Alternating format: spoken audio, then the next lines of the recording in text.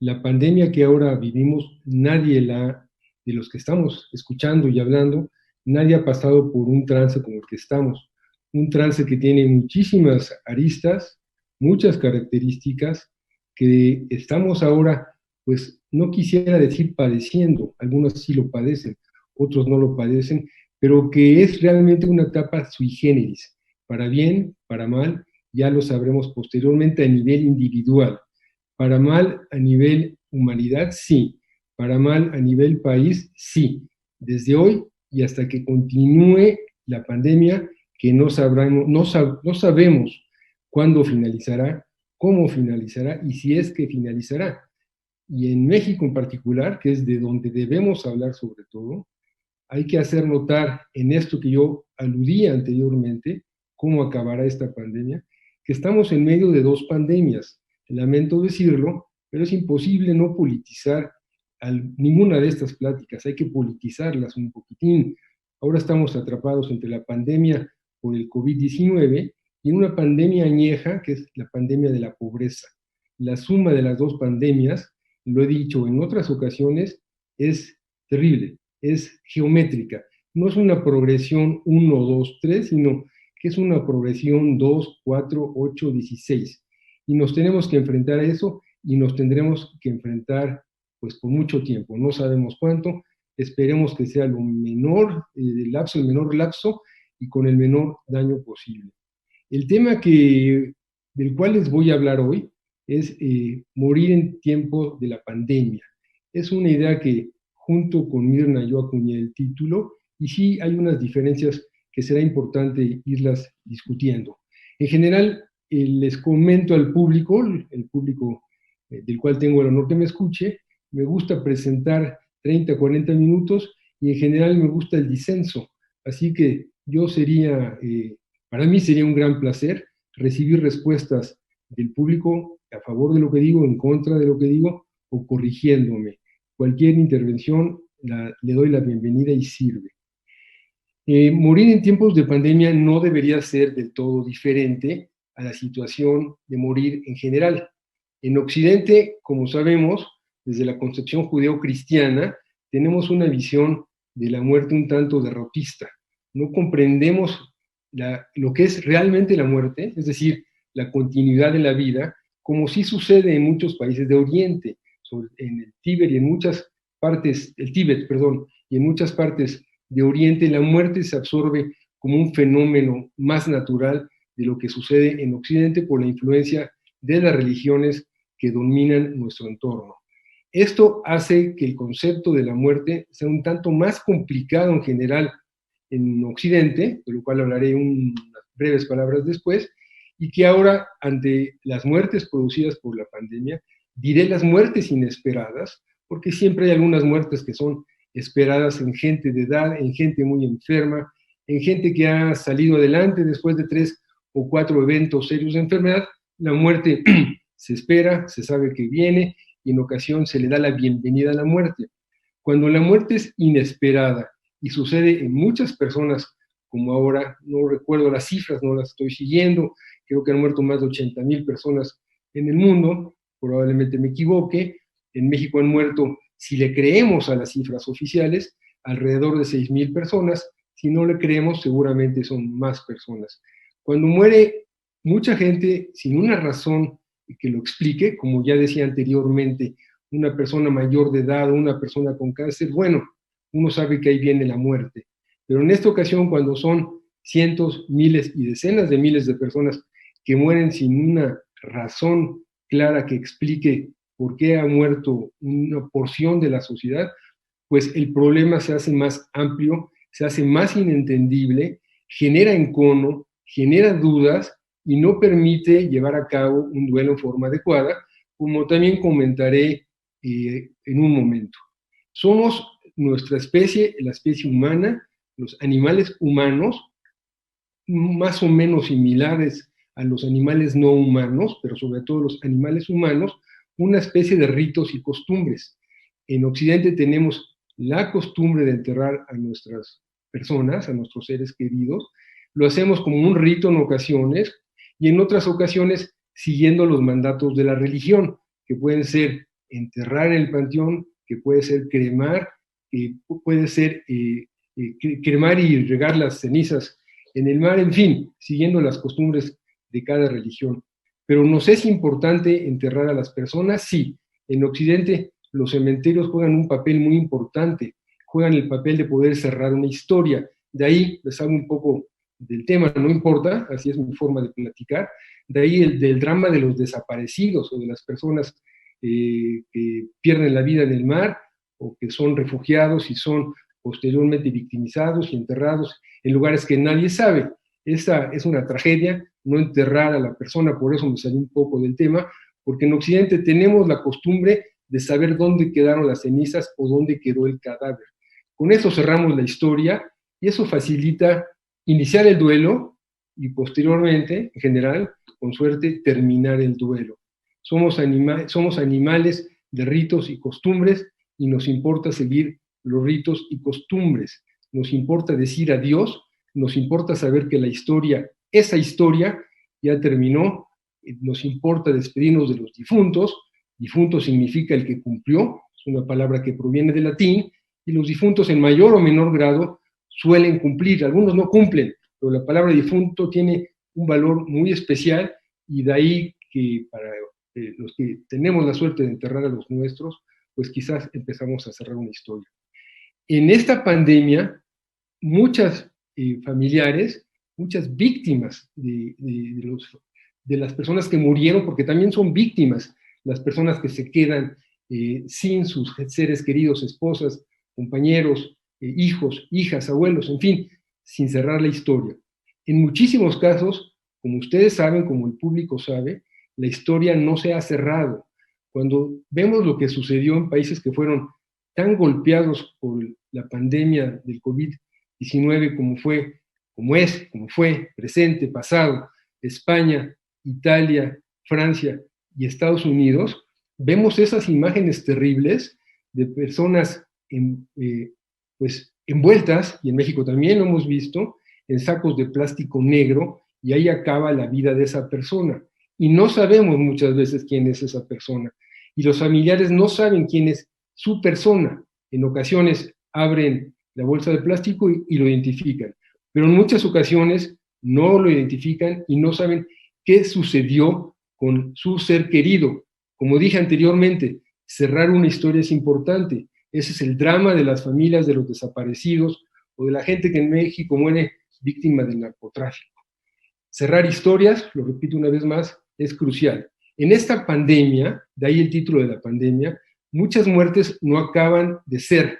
La muerte es, yo digo así, una palabra que me gusta acuñar, inmortal. La muerte siempre está, cumple un sueño que los humanos no tenemos, los humanos no somos inmortales, pero la muerte sí es inmortal, y saber que nuestro ser querido ha muerto, sabemos que está ahí con la muerte, que la muerte es inmortal, y ahí está nuestro ser querido, y cerramos una historia. Hay una obra literaria muy interesante, El Jardín de los Finzi Contini, que es una novela que rememora un poco lo que sucedió en el Holocausto, y en el centro de la novela lo que se ve es al padre recorriendo con su hija un panteón, una hija pequeña de 13, 14 años, la llevó a saludar al papá, al abuelo de la niña, al papá del personaje, y la niña se da cuenta en el recorrido del panteón que muchas de las tumbas están muy descuidadas, están rotas, no hay flores, nadie las va a ver. Y hay otras más recientes que están limpias, que tienen piedras sobre los ataúdes, como es en el rito judío, y que están limpias y que hay flores. Le pregunta a la hija al padre, ¿por qué unas tumbas sí están cuidadas y están limpias y recién las enjabonaron y pusieron flores y otras no? Y el padre le explica, las otras tumbas, las tumbas de los etruscos, son tumbas viejas que tienen muchos tiempos de existir y quizás ya no hay familiares que vengan a cuidar a sus familiares. Cuidar denota ese apego que tenemos por finalizar la historia de nuestros familiares, como uno quiera, en el panteón, con un lápiz, con la pluma o con el recuerdo cotidiano. Ahora, en esta terrible pandemia y en esta terrible pérdida de la humanidad ante la viremia, ante la presencia de este virus, pues muchas muertes no se completaron. Vemos, por ejemplo, lo que sucedió en Bérgamo, Italia, donde fue uno de los epicentros de la terrible epidemia en Italia, y lo que veíamos es que las incineradoras, los panteones, ya no tenían cómo incinerar más cadáveres. Entonces lo que hacían es subir ataúdes en los camiones verdes del ejército italiano y llevar a los muertos a otros pueblos vecinos, a la serranía, a que ahí se incineraran a las personas y los traían de regreso. Pensar en este evento es un evento muy doloroso, es complicado despedir a la persona querida en el ataúd, ver cómo viaja en un camión y regresa, no sé si al día siguiente o días después, convertido en cenizas. Una doble muerte, yo digo, una doble muerte, no para quien falleció, sí para el deudo, sí para la persona que quiere a la persona que murió. Cerrar esas historias es complicado, no es fácil. Yo creo que la llaga y la herida se quedará para siempre. Esa es una parte de morir durante la pandemia. Y esa parte también es importante decirlo, genera encono, genera molestia, genera reclamo contra el Estado, genera preguntas, ¿dónde estabas, Estado, cuando necesitábamos que estuvieses aquí presente? ¿Por qué tanto armamento y por qué tan pocos respiradores? Son historias que empiezan a aflorar, son historias que empiezan a reclamarle a los gobiernos, ¿dónde estabas, Estado protector? ¿Dónde están nuestros impuestos? No sé cómo será en México. Me imagino que sucederán eventos similares si es que somos depositarios de noticias fidedignas. En España, en Francia, han sucedido historias similares.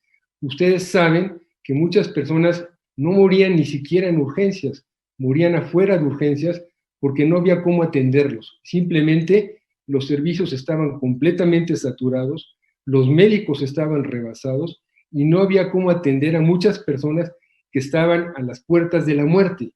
Para los familiares que acompañaban a sus seres queridos y que no podían ni siquiera entrar a urgencias, el trauma se queda para siempre, la ira y el enojo se quedan para siempre, se quedan dentro de la persona porque despedirse es algo muy importante, cerrar historias con la gente querida es algo importante, no cura cerrar la historia de un muerto, pero sí da un tanto de tranquilidad y de paz.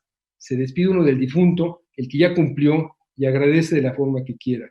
Muchas personas morían fuera de las puertas de urgencias, en ocasiones había la posibilidad de sedar a los enfermos para que la muerte no sea tan terrible, para que la muerte no sea en vivo, es decir, que el enfermo se enterase un poco menos y sufriese un poco menos, sobre todo por la asfixia. El pulmón, como ustedes saben, los pulmones son el blanco predilecto, si se vale utilizar la palabra predilecta, del coronavirus, del COVID-19. Morir quizás entonces con un poco menos de dolor en una situación un tanto menos traumática, pero a las afueras de los servicios de urgencias, debe ser una experiencia demoledora, devastadora para quien se queda. Y quien se queda es tan importante como el que se va, porque todos los que estamos acudiendo a este terrible evento nos hemos convertido en testigos. La figura del testigo, yo soy testigo, los que me escuchan son testigos, Mirna es testiga, Héctor, el joven que nos está ayudando detrás de bambalinas, es testigo de lo que está sucediendo. Tenemos la obligación, digo obligación con intención, con negrita si se puede, como es en las computadoras, de ejercer nuestra voz, de decir qué ha sucedido, por qué pasó esto, qué haremos para que no vuelva a suceder. Y aquí, por supuesto, en tiempos de pandemias tan terribles como esta, emergen muchas preguntas. ¿Dónde ha quedado el conocimiento? ¿De qué ha servido tanto conocimiento acumulado médico y no médico? ¿De qué han servido tantos descubrimientos de medicina molecular y de tecnología ultra precisa si no nos es posible adelantarnos a la emergencia de una pandemia? Yo no soy virólogo, ni soy epidemiólogo, ni soy infectólogo, pero sí me pregunto y le cuestiono a mis amigos que me den un poco de luz si no era posible adelantarnos un poco a este evento. Hubo un primo de este evento que ustedes recuerdan, el SARS-CoV-1 hace 2008, si mal no recuerdo, que tiene muchas similitudes moleculares, químicas, con este virus. Ya nos advirtieron algunos filántropos que los problemas de este siglo y las guerras más terribles ni siquiera iban a ser por terrorismo, sino que iban a ser por problemas infecciosos. ¿Qué pasa en las mentes de las personas que se quedaron de una forma cruda, de una forma abrupta sin sus familiares? Pues emergen todo este tipo de preguntas y encono. ¿Contra quién? Contra los gobiernos y contra los políticos fundamentalmente. Como también saben, yo creo que la mayoría de los teleescuchas, en esta época que vivimos actualmente, en esta época tan llena de desesperanza, en donde escuchamos las palabras de regímenes ultranacionalistas como Orbán en Hungría, Bolsonaro en Brasil, Trump aquí arriba en Estados Unidos, pues como ustedes saben, el presupuesto para salud se ha disminuido de una manera crucial, lo mismo que el presupuesto para la cultura.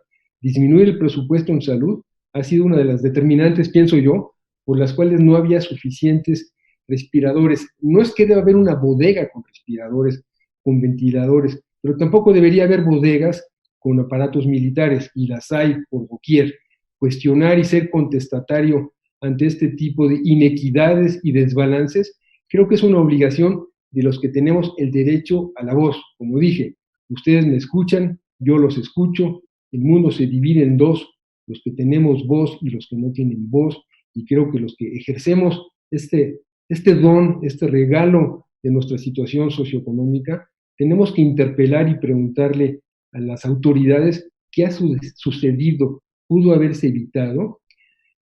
Para quienes pierden a sus familiares, repito, regreso, recirculo lo que dije, estas preguntas afloran todo el tiempo y hay protestas contra los gobiernos en Inglaterra, en España, en Italia y seguramente habrá más, así como ya hay muchos médicos que por atender a pacientes, morir durante la pandemia, han sufrido cuadros de depresiones graves y han sufrido cuadros de síndrome de desgaste, el burnout syndrome, como se conoce en inglés, por estar atendiendo en deshoras y a todas horas a enfermos y a veces ni siquiera poderlos atender y ser testigos, hablo de los doctores que están al frente, de las muertes terribles de las personas que van a morir.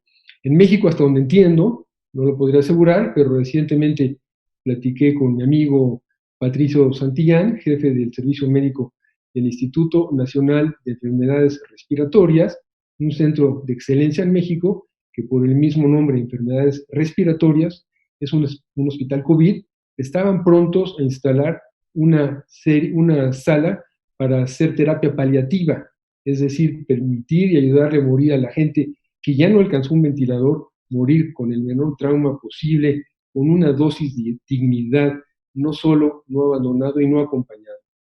La primera fase, entonces, de esta pequeña charla de morir en tiempos de pandemia, engloba a la sociedad, engloba a comunidades grandes. La segunda fase es qué sucede con las personas, qué sucede con las personas que contraen la enfermedad y que pasan a las salas de terapia intensiva. Como también seguramente saben los teleescuchas, en estas circunstancias y dada la naturaleza y la contagiosidad del virus, este Tehuacán, aunque debería ser una cerveza, ¿verdad? Para platicar un poco mejor, caray, pero me tocó puro Tehuacán ahora. Bueno, continúo. Es imposible para las personas que quieren acompañar a sus familiares entrar a las salas de terapia intensiva por dos razones. Ya esgrimí la primera.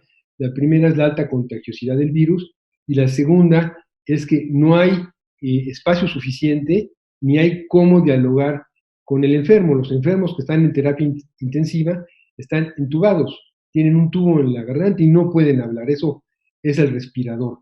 Amén de que las personas que trabajan ahí, quizás ustedes las han visto la vestimenta que tienen, son vestimentas bien complicadas, la gente no puede ni beber ni acudir al baño en horas mientras estén en terapia intensiva y es imposible estar atendiendo a familiares de los enfermos dentro de las salas de terapia intensiva por la contagiosidad, por falta de equipo desechable y porque no hay cómo comunicarse con el enfermo.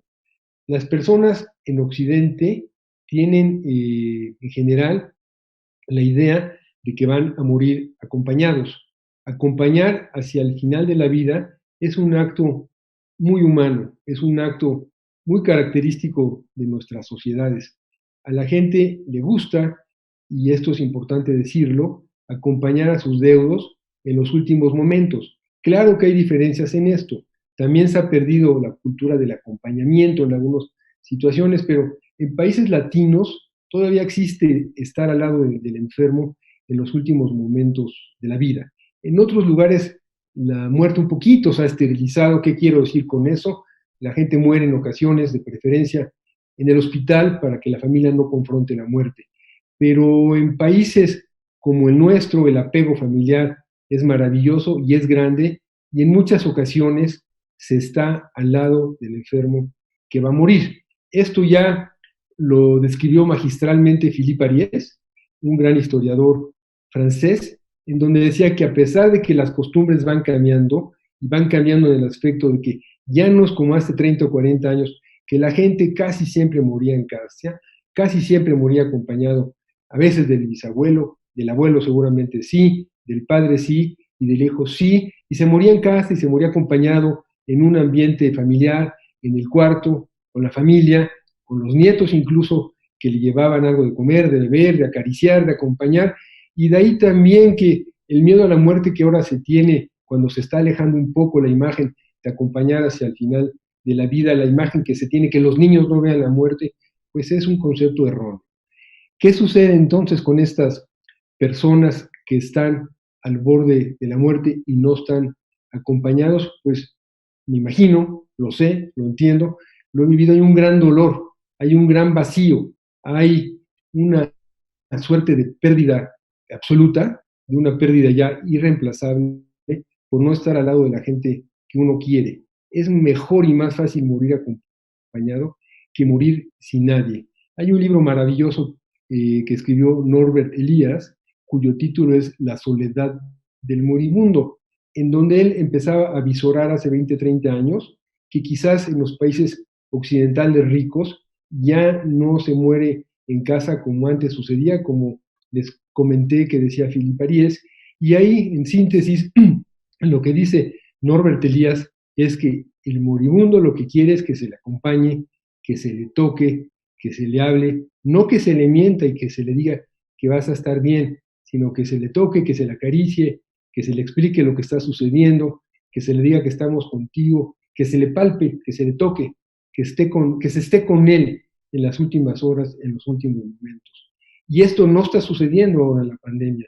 La gente, no sé porcentajes, por supuesto que no lo sé, pero muchísimos mueren en soledad, muchísimos se comunican con sus enfermos cuando van mejorando vía una tableta o vía un teléfono celular cuando tienen suerte, pero muchos mueren en absoluta soledad. Esto genera un trauma para el que va a morir, por supuesto, cuando están conscientes, cuando están ya totalmente inconscientes porque están con el respirador en la boca, pues no se percatan seguramente de que ahí viene la muerte, pero no todos pasan por ese trance. Sin embargo, la gente que se queda y que no puede acompañar, nuevamente no puede cerrar un duelo, no puede despedirse, y si ya de por sí nunca esperaba la muerte de una persona cercana a él, de edad aunque sea más dura, pues este trauma se hace todavía más grave. Por eso quizás vemos tanto júbilo cuando una persona abandona los servicios de terapia intensiva, personas que pasaron 40, 50 días en servicios de terapia intensiva, vemos el júbilo de la gente que despide, médicos, enfermeras, cuidadores, camilleros, y el júbilo de la familia que lo recibe por esa continuidad de la que yo hablaba para despedirse de las personas. Todo esto es crítico y abrí dos panoramas. Un panorama fue el de la muerte global, el de la muerte de grupo en general, en comunidades grandes, abiertas, y luego me fui al individuo. De todo esto, ¿qué queda? Ya llevo poco más de media hora hablando. De todo esto, ¿qué queda? Porque me va a gustar mucho debatir con ustedes. Las preguntas son siempre importantes. De todo lo que ¿qué queda de esto? Queda que las personas que no se despidieron, un duelo no acabado y un dolor también inacabado. ¿Cuándo será el final de este dolor? No lo sabemos, quizás nunca. ¿Cuándo crecerá el encono? Quizás en una forma geométrica progresiva, cuando se sepan más verdades del origen del virus, del origen de lo que pasó, qué sucedió en China, por qué nos enteramos con tiempo no suficientemente rápido como para actuar? ¿Por qué los gobiernos que sabían lo que iba a suceder, Italia a la cabeza, no actuaron con premura si ya venían las advertencias chinas? Esto no es que vaya a existir una generación post pandemia, una generación de la pandemia, aunque sí lo hay un poco. Yo escribí un pequeño artículo en el periódico que se llamaba Nativos COVID. Los niños y jóvenes que están ahora encerrados, pues su vida ha cambiado un poco y se han convertido en testigos de episodios que no conocían. Es una generación que yo llamé arbitrariamente nativos COVID, lo cual hace que este grupo de personas tengan ya una visión diferente de lo que es la salud, de lo que es el gobierno y de lo que tienen derecho de pedir. Ahora, antes de concluir y tratar de abrir un poquito la discusión, para mí es casi imposible no hablar de Zygmunt Bauman, un gran sociólogo que murió hace 2 o 3 años en Inglaterra. Él era de origen vienés, con una inteligencia prodigiosa, y él hablaba de que todo se ha vuelto líquido. Tiene varios libros: El amor líquido, La amistad líquida, El tiempo líquido. Él nos decía que todo se hace líquido, es decir, que se escurre entre los dedos todo lo que está sucediendo.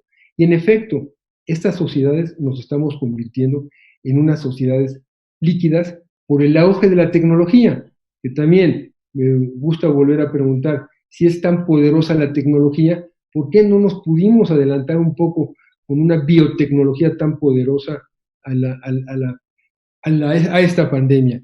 Y Bauman lo que nos recuerda y nos dice y nos habla al oído en voz queda es que no debemos permitir que todo se haga líquido. No debemos permitir, cuando se decrete el fin de la pandemia, si se decreta en alguna ocasión el fin de la pandemia y se demostramos que no hay nuevos contagios, no debemos de permitir que todo quede, se haga, se licuefacte, se haga un licuado, perdón, se me fue la palabra, y que se escurra entre nuestros dedos. Ya somos testigos de algo que no nos ha gustado. Si me pregunto a mí si se pudiesen haber hecho mejor las cosas, respondo sí. Si me pregunto si nos pudiésemos haber adelantado a este cuadro viral, no soy experto en el tema, no soy virólogo, pero pienso que hay suficiente tecnología y medicina molecular para adelantarnos. Con esto concluyo y con esto los invito a pensar en nuestras responsabilidades a futuro con eventos tan graves que en México nos cogen con 2 pandemias: la pandemia de la pobreza y la pandemia del coronavirus.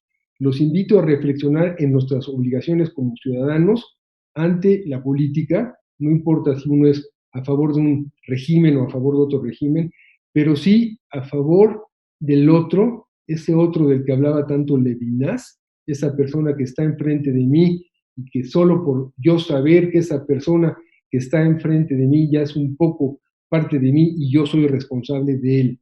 Responsabilidad la debemos tener todos aquellos que tenemos el privilegio de estar ahora sentados, hablando y escuchando.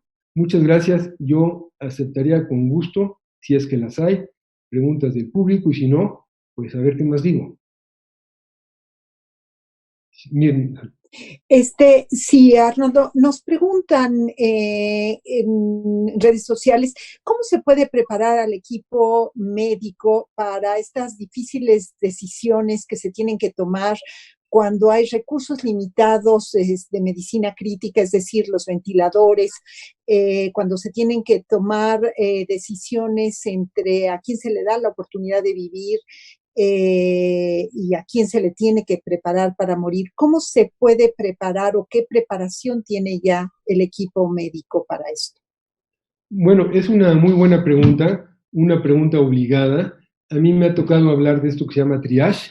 Triage, para los que no conozcan la palabra, significa selección, y es seleccionar entre las personas que están en urgencias a quién atender. Es una pregunta necesaria y complicada, porque no hay una buena respuesta.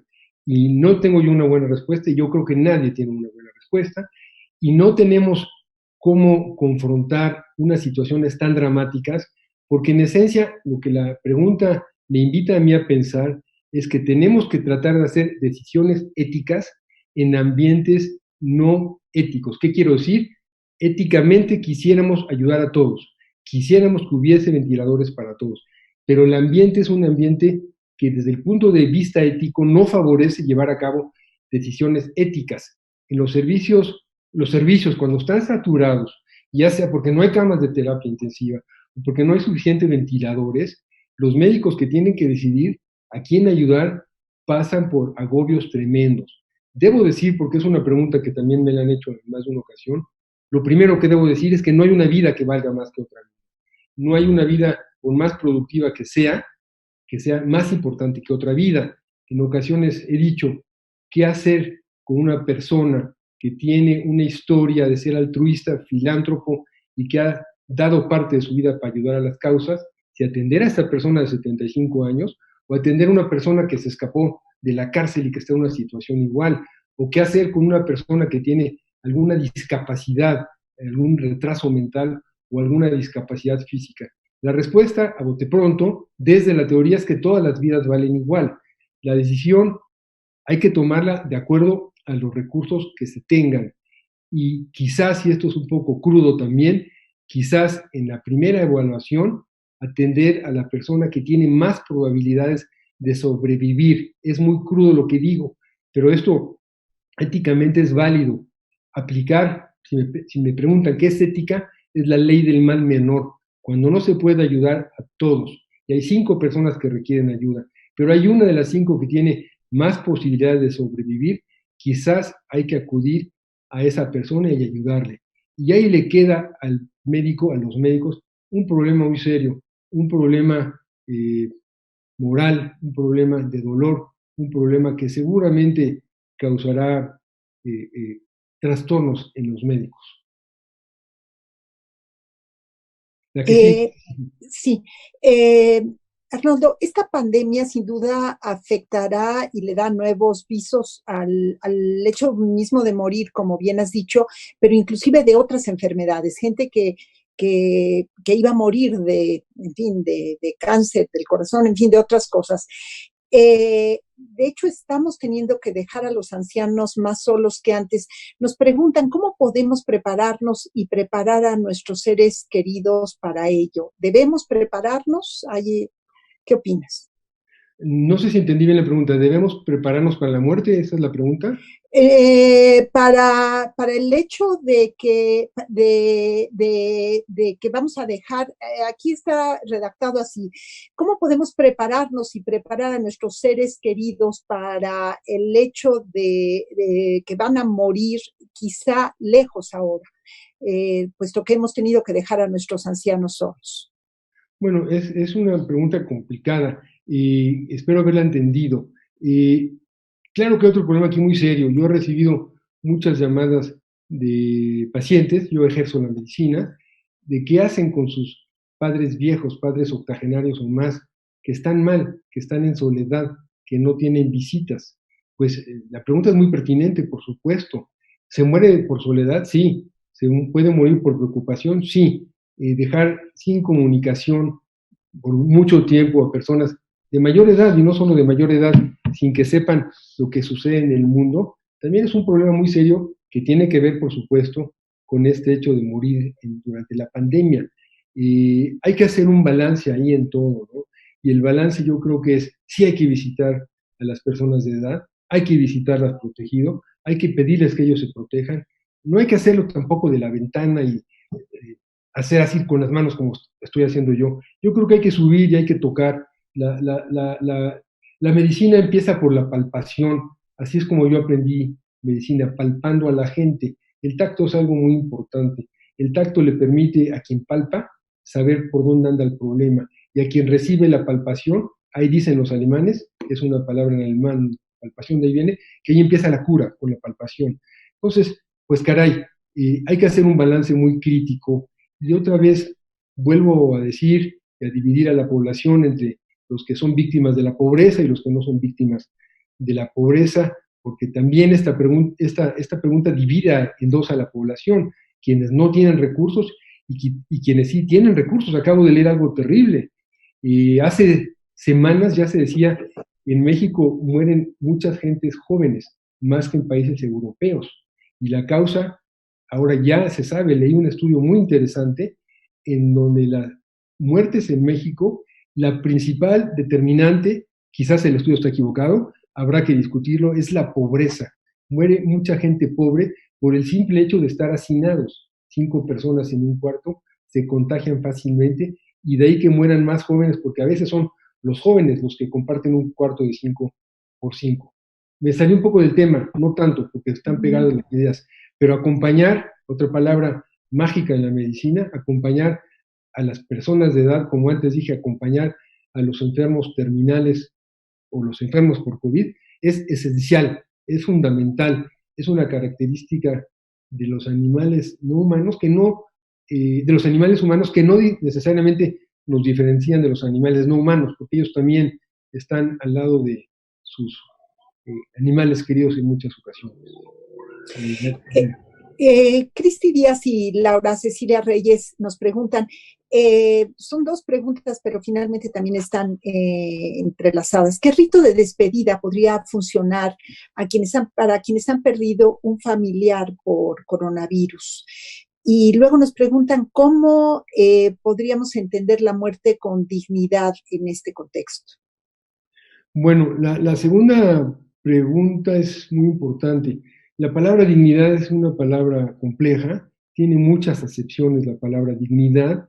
La dignidad va cambiando conforme uno va envejeciendo, va cambiando según el estatus económico de la persona, en épocas buenas, en épocas malas, va cambiando conforme uno adquiere más herramientas para confrontar la vida. Pero la palabra dignidad, como la entienda la gente, como la entienda la persona que amablemente me hizo la pregunta, es fundamental durante toda la vida y es fundamental hacia el final de la vida. Hacia el final de la vida, la palabra de dignidad se llama morir con dignidad o ejercer la eutanasia, que no es el tema de la plática, por supuesto. Pero morir con dignidad siempre debe ser una situación a la cual tenemos que apelar. Adelantar la muerte para los no creyentes, repito, no es el tema de la plática, también es un don que tenemos los no creyentes, de adueñarnos de nuestra vida y adueñarnos de nuestra muerte. Es un tema paralelo que habrá que tocar en otra circunstancia. Y en esta ocasión, lamentablemente, yo creo que la mayoría de las personas que murieron intempestivamente, pues no murieron con dignidad, y las personas que vieron a sus seres queridos morir indignamente, pues son testigos de ese proceso tan doloroso de ni siquiera poderles dar los mayores recursos para que terminasen su vida en una forma adecuada. Se puede preparar uno para eso cuando llega la muerte, así como ha llegado de una manera terrible en todas estas personas que acabaron en sacos de plástico negro en todos los países que han sido victimizados por el virus, pues es una forma muy indigna de finalizar la vida, y ese dolor, regreso a algo que ya dije, se le queda a los deudos, y es un dolor muy difícil de manejar. Prepararse para la muerte, cuando llega la muerte intempestivamente, pues no es posible. La primera pregunta no la contesté. ¿La podrías reformular o va incluida en esto? No, por supuesto. Nos preguntaba sobre el rito de despedida, ¿qué rito de despedida podrías sugerir para alguien que ha perdido a un familiar por coronavirus? Y entiendo aliviar un poco el duelo de esta manera. Bueno, también es una pregunta complicada e individual. Para la gente que tiene la fortuna de ser creyente, la fe ayuda mucho. La fe ayuda porque si te depositas en una deidad y si entiendes que la muerte vino por alguna razón, aunque no comprendas bien la razón, pero te convence la fe o te convence un padre o un rabino o un espiritista, quien sea, pues quizás el trance lo hagas un poco mejor. Aunque siempre entiendo, por más fe que tengas, se cuestiona. No hay una buena receta para cómo ablandar este proceso, cómo hacerlo menos doloroso. Pues caray, ¿qué diría yo? Porque ahora no puedo responder bien, porque antes dije que el difunto es el que ya cumplió, y muchos queremos a nuestros difuntos, pero cuando alguien se fue, cuando no se tenía que ir, pues me gustaría encontrar una pócima para la pregunta, no la tengo, debo pensarla, yo creo que lo único que queda es verterse en otros seres humanos y hablar tanto como se pueda al respecto. Buscar la comprensión del fenómeno, yo no la buscaría, no podría buscarla. La gente que tiene fe quizás sí tenga respuestas. Fue una decisión de Dios y así fue. A mí me es imposible y tengo siempre cuestionamientos al respecto. Pues caray, ¿qué diría? Acompañarse, buscar gente que acompañe y hablar, quizás hacer una pieza musical, quizás escribir un pequeño poema, quizás dedicar un maratón, voy a acabar un maratón para recordar que me voy a preparar un año. Pues bueno, no hay una buena pócima. Lamento no tener una respuesta adecuada. Arnoldo, ante esta nueva enfermedad y la alta probabilidad de ser entubado en caso de padecerla, nos preguntan en redes sociales, ¿qué papel juega la voluntad anticipada en caso de que se hubiera firmado este documento? Bueno, gran pregunta. La voluntad anticipada va siempre ante todo. Y sería magnífico, ya que hacen esta pregunta, que en México se diseminase esta idea de la voluntad anticipada, que es un prolegómeno a morir con dignidad. Si se favorece esta situación de hacer voluntades anticipadas, pues hasta se ahorrarían problemas, porque quizás la gente no llevaría a su familiar al hospital, quizás en el hospital el paciente tendría una forma de comprobar que tiene la voluntad anticipada y no tendría que ocupar una cama que él no quiere ocupar. Y lo de la voluntad anticipada es una muy buena pregunta. Juega un papel importantísimo, sobre todo para la persona que lo ejerció, se le respeta su dignidad. Para sus familiares que ya saben lo que quiere el enfermo en caso de, se le respeta. Y para otros pacientes que sí quisieran ocupar un ventilador, pues tienen la posibilidad de ocupar ese ventilador, porque también adolecemos de ventiladores suficientes. No hay en ninguna parte ventiladores suficientes. Aquí dicen que sí, que llegaron 2000 de Chicago, pero yo veo que faltan ventiladores en todas partes. No sé dónde están, si están en alguna bodega, pero no están donde deben de estar. Entonces, la voluntad anticipada es un gran elemento que debería estar presente ahora y es un buen momento. Digamos que de esta pandemia hay que sacar algo bueno, hay que sacar cosas buenas. Dentro del encierro se piensa mucho. Una buena herencia de la pandemia sería hacer voluntades anticipadas en gentes jóvenes de 30 a 40 años que tienen salud, Mirna. Gracias por la pregunta. Dan Jiménez nos pregunta, ¿los profesionales de salud, refiriéndose a los médicos, a los enfermeros o enfermeras, cómo pueden afrontar las muertes diarias de pacientes y colegas que están viviendo constantemente? Bueno, pues, ¿Qué les recomendarías para? Sí, Dan, las afrontan mal porque el simple hecho de decidir, pues caray, tú sí tienes la oportunidad de acudir a un ventilador y tú no, ya te haces tú la persona que decide quién vive y quién no vive. Es terrible eso, es terrible, no lo haces solo, ¿no? Hay un equipo de médicos que se involucran y que tienen que ver y que yo como médico decido si va el paciente al hospital o no tiene derecho, no tiene sentido que vaya al hospital porque no hay muchas esperanzas. Pero ahí, cuando adquieres una postura de que tú decides, pues el médico realmente la pasa mal.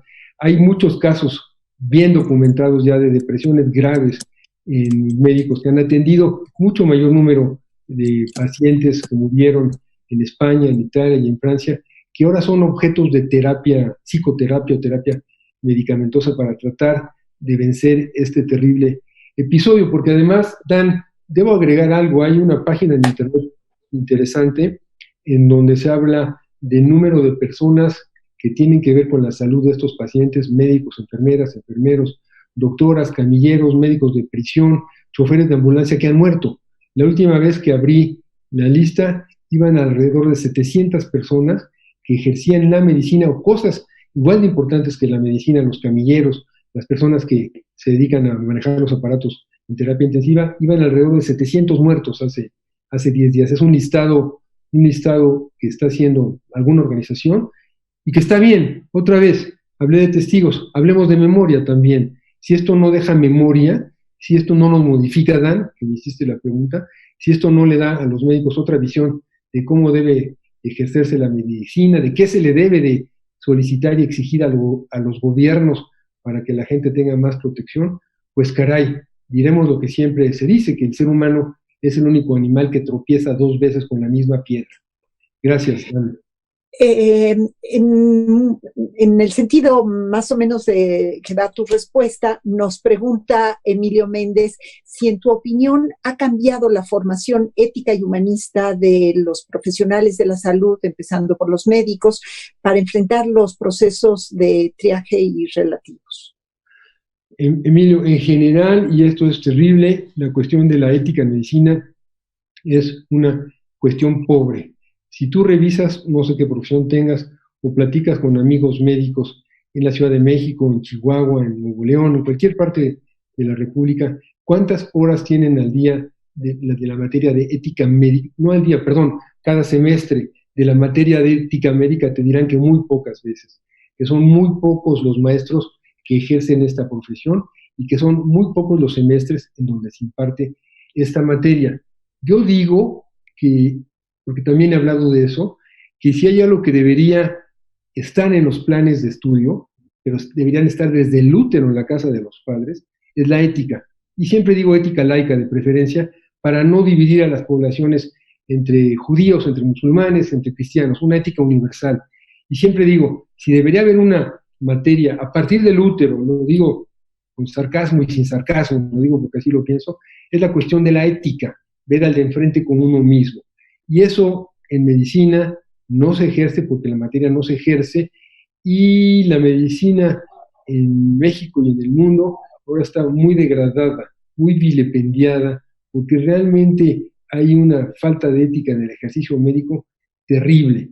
En México por algunas razones, en Estados Unidos por otras razones. Ahí en Estados Unidos ya ni siquiera el médico conoce al enfermo, muchas veces todos por teléfono, muchas veces te hacen exámenes antes de ver al enfermo, cuando yo siempre lo que digo es que un buen médico ante todo debe ser un historiador de la vida del paciente, no solo de por qué vine al consultorio, sino de la vida del paciente. Y eso que pregunta Emilio es muy importante. Foucault, este gran personaje de la filosofía mundial, en un libro que se llama La arqueología de la mirada médica, escrita hace 40 años, y él tenía derecho de escribir de esto porque él murió de SIDA y murió en muy malas condiciones y fue hijo de médicos. Él dijo que la medicina se acabó cuando el médico, en lugar de preguntar cómo está, cómo le ha ido, qué le ha sucedido, le preguntó al enfermo dónde le duele. Dónde le duele quiere decir que me duele la nariz, que me duele el párpado y que yo como persona desaparezco. Es muy importante esa observación de Foucault.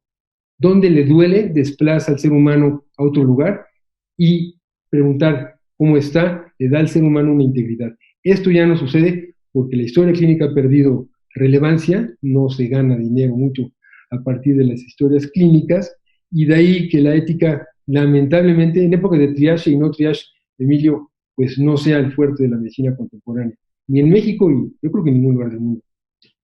Sí, te comento nada más, Emilio Méndez es director de teatro, maestro de la Facultad de Filosofía y Letras. Bueno, pues qué gran pregunta. Entiendo que es nuestro amigo. Hagamos una obra, Emilio, hagamos una obra de la... Sí, ya, yo te ayudo, por favor, de la falta de ética en la medicina. Sería una gran obra. Pues, Emilio, tú que eres teatrista, pues seguro conoces mucho mejor que yo a Molière, que Molière odiaba terriblemente a los médicos, y Emilio, como sabes, y el público lo ha de saber, Molière se falleció mientras presentaban una obra de teatro suyo, vomitando sangre, escupiendo sangre. Él murió de tuberculosis, pero en una obra de él, Emilio, y de ahí podemos reunirnos para hacer una obra de teatro, en una obra de teatro que se llamaba El enfermo imaginario, hay dos personajes que están medio enfermos, y uno de ellos le pregunta al otro, le sugiere, oye, ¿para qué quieres ir a ver a dos médicos si con uno basta para que te maten? Bueno, ya me dirá Emilio, ya lo invité. María Antonieta Ábalos nos pregunta, ¿la muerte en la pandemia se asemeja de alguna manera a la muerte de guerra, en tiempos de guerra, quizá a la del Holocausto, inclusive, pregunta ella? ¿Cómo se llama, perdón? María Antonieta. María Antonieta. María Antonieta Ábalos. No, a la del Holocausto no se asemeja, y a de las guerras tampoco. Las muertes en las guerras, sobre todo las guerras de las trincheras o las de los 15, eran muertes brutalmente violentas, y que la gente iba a una guerra conscientemente, no voluntariamente, pero sí conscientemente, con la probabilidad de nunca regresar, con fusiles que quizás nunca habían utilizado, pero iban a una guerra con la conciencia de que iban a una guerra. Aquí, cuando comparan esto con una guerra, es una comparación inadecuada.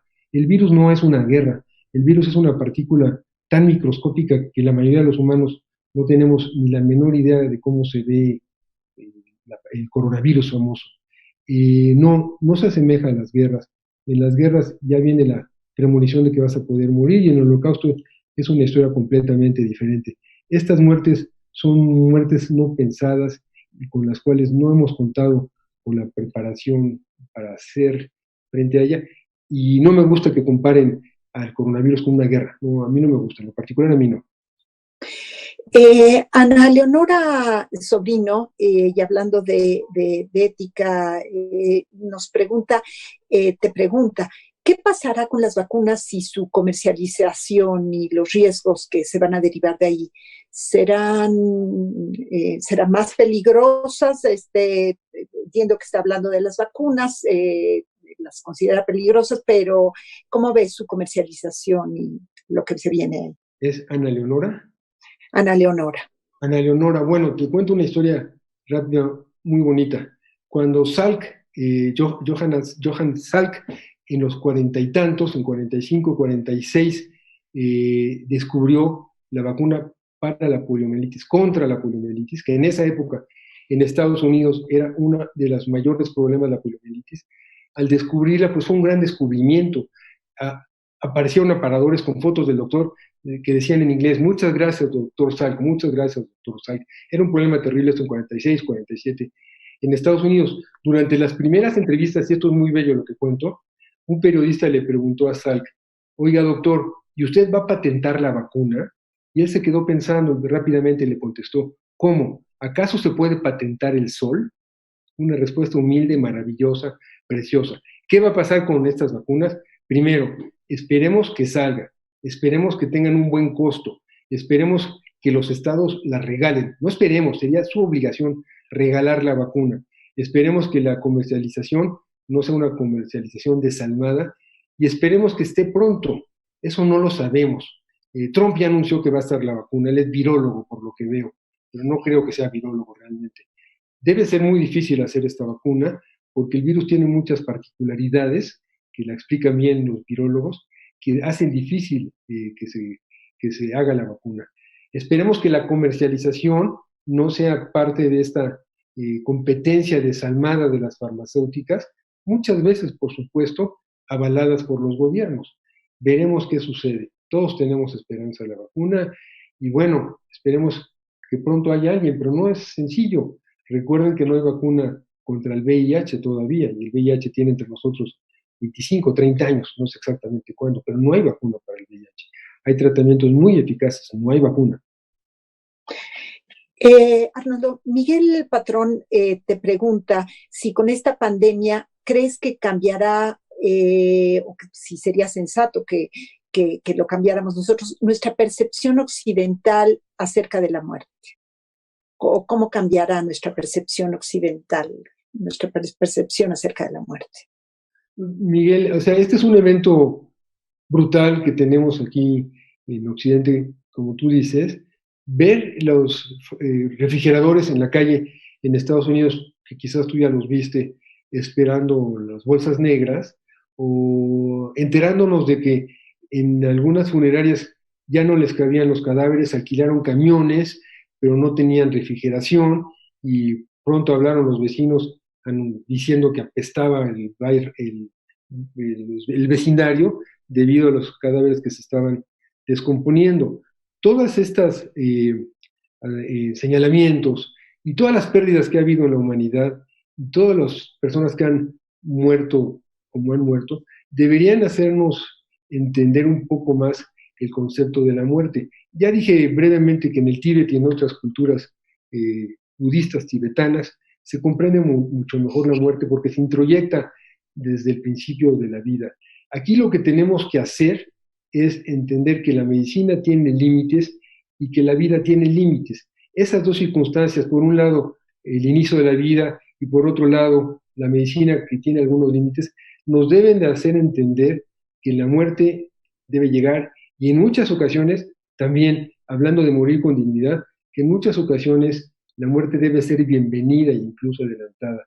Sí debemos de cambiar nuestro concepto. No estoy seguro que la epidemia lo haga, pero la epidemia sí nos hará reflexionar, y sobre todo a la gente que ha perdido algún ser querido en la inoportunidad de la muerte y en ocasiones la necesidad de la muerte. Aquí la necesidad en este momento no entra en discusión porque ya dije que la mayoría de las personas que murieron, murieron sin tener que haber muerto. Perdón, es una oración un tanto contradictoria a lo que digo, pero bueno, uno está enfadado de lo que está viendo y uno está tanto agobiado. Yo, Arnoldo, estoy. Claro.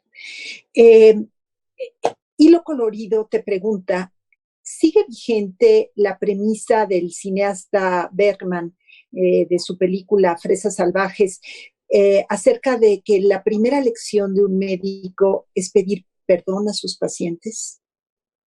Ya, sí, esa es una gran película de Bergman. Pedir perdón a los pacientes. Pues yo diría que no. Si eres un médico que le eres leal a los pacientes, esa es una gran palabra, porque la lealtad también está perdida en Occidente, ¿no? Si eres un médico que le eres leal a tus pacientes, con lo cual quiero decir, no le eres leal al hospital, no, sí le eres leal al hospital donde ejerces, pero le eres más leal a los pacientes, no le eres tan leal a los médicos como a tu paciente, no le eres leal a laboratorios de rayos X o farmacéuticos o biomédicos, y lo eres con tus pacientes, no tienes por qué pedir perdón. Yo creo que lo que tienes que tener, en lugar de pedir perdón, una conciencia tremenda de la responsabilidad que tienes hacia los pacientes. Yo intercambiaría la frase de Bergman, no sé por qué lo hizo así. Es suficiente trabajo, responsabilidad, ser responsable frente a tus pacientes. Lo dije antes de alguna forma muy rápida. Eh, lo dije hablando, diciendo una idea sobre Levinas, cuando él decía que por el simple hecho de ver a una persona, que él te mire, tú ya eres responsable de esta persona. Tú como médico, cuando una persona se desnuda ante ti, porque eso hacen los enfermos, ya eres responsable de él, sí, pero no pedir perdón. Pedir perdón, sí, cuando te equivocaste, cuando lo enfermaste, lo descuidaste o murió por causa tuya. Y gracias. Muy bien. Arnoldo, pues una última pregunta que de alguna manera resume, creo, lo que hemos estado hablando. Nos la hizo Mescli a través de redes sociales. ¿Cómo enfrentar el miedo a la muerte en estas circunstancias? ¿Qué dirías tú?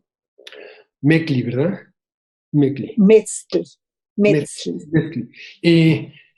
Hay, Mesli, otra pandemia.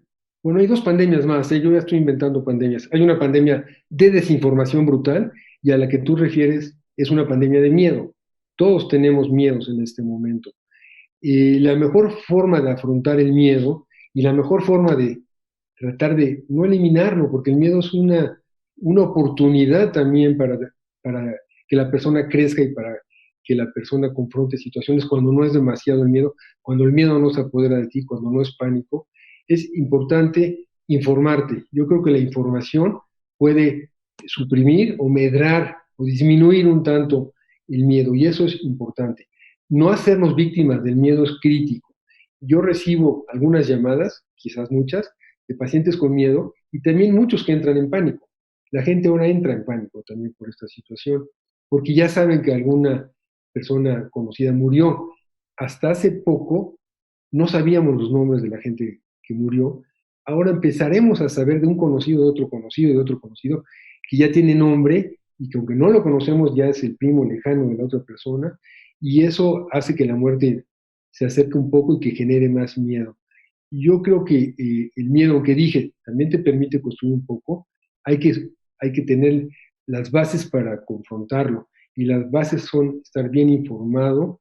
Yo diría no estar abriendo todos los WhatsApps y los chats y todas estas cosas que hay, buscar una fuente confiable y fidedigna y no ir más allá. También sugiero que no sea un diálogo el coronavirus en las pláticas cotidianas, comunes, porque eso enferma, porque eso da más miedo, y acercarse a las personas que saben. Eso yo creo que es fundamental, la comunicación.